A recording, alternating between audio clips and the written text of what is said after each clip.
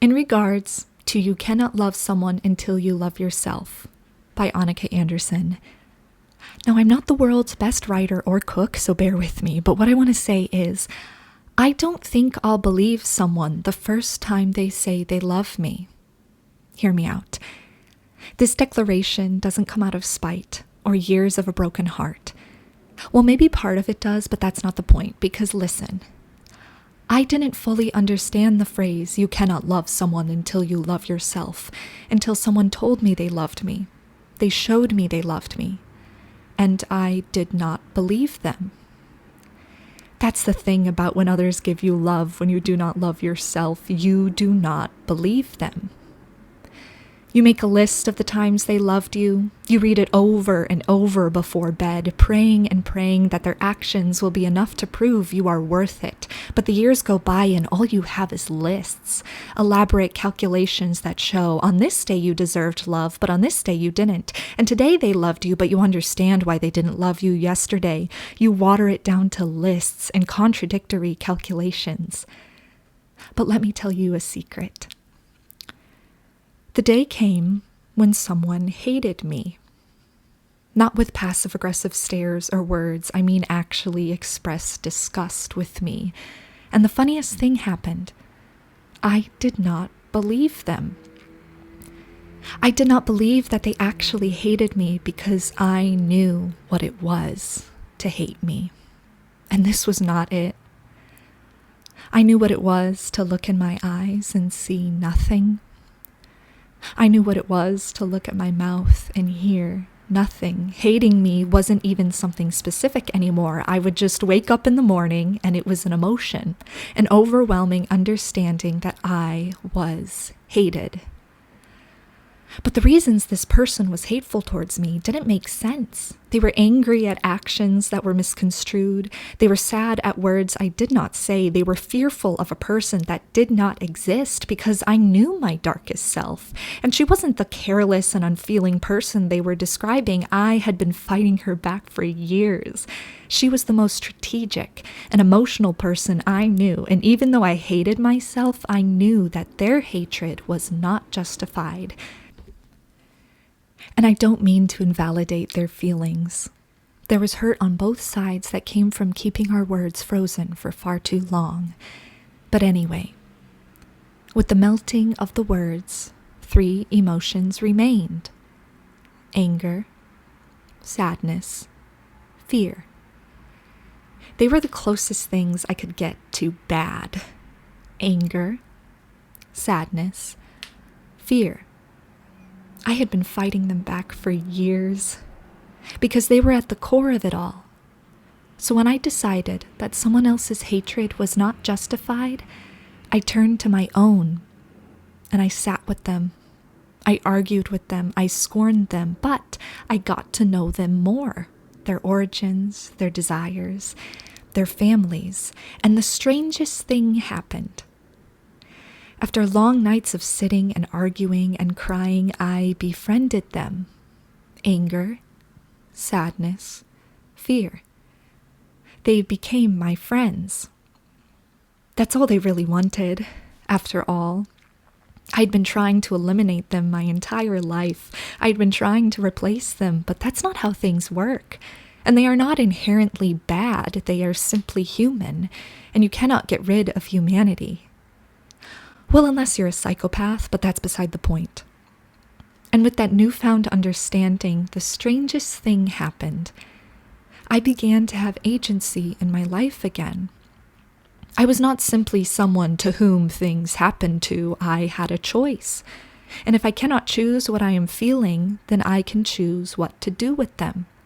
So yes, the 3 things are now my friends: anger, sadness, fear.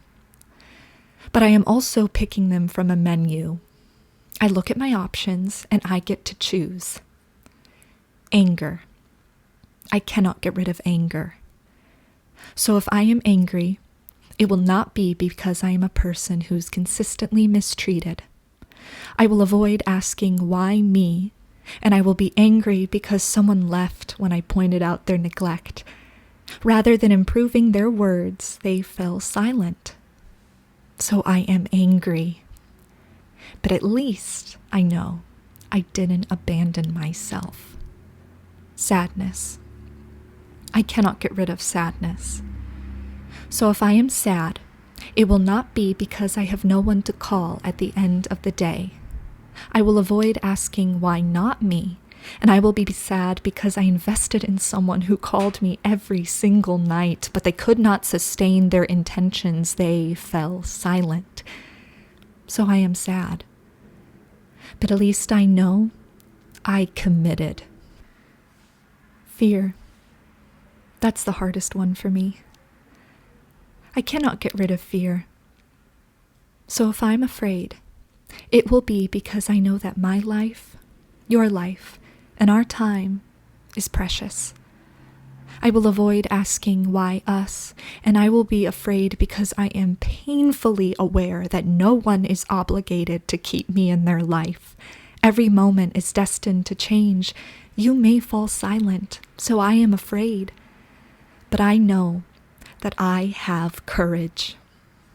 Now, with all of this, anger, sadness, fear, with my menu, my choice, my friends, I was able to let someone new into my life.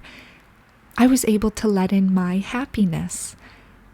I was able to trust her because I was able to trust my emotions, their origins, their desires, their families. That's all they really wanted, after all, in my happiness. I'd been trying to eliminate her my entire life. I'd been trying to replace her, but that's not how things work. She is simply human, and you cannot get rid of humanity. So here I am, and truly, I don't think I'll believe someone the first time they say they love me, because I know what it is to love me, and they have only just begun. I know what it is to sit with my anger and choose compassion. I know what it is to sit with my sadness and choose hope. I know what it is to constantly live in fear and choose to keep fighting. No one else can do that part for me, so I am doing it for myself because I have decided that I am worth it. And isn't that the highest form of love? Accepting someone for all parts of themselves at every stage of life. And maybe that's what they mean by you cannot love someone until you love yourself. Maybe it actually means it is impossibly hard to love someone if you do not love yourself. Because why would I ever let someone sit alone with me if I cannot sit with myself? And why would I ever work through difficulty if I didn't think I was worth it? I mean, that my lasting happiness was worth it. So now, I know. I know what it is to love me completely and fully because I have chosen love for myself. But please don't get me wrong. This isn't a consistent thing. I still wake up with the hatred and the overwhelming emotion. That is why I have the menu. That is why I have choice. Every single day I get to choose because love isn't just an emotion, it's an action. And I don't think genuine happiness is naturally a part of someone's character. I believe it is a choice we get to keep making.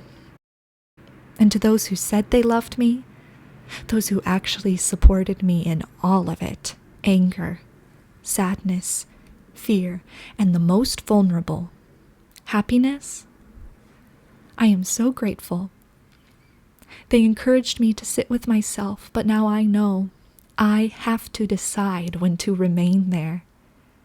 And I get to decide when to invite someone new. And if they tell me they love me and show me they love me, I know this. I will not be able to believe their love until I believe myself.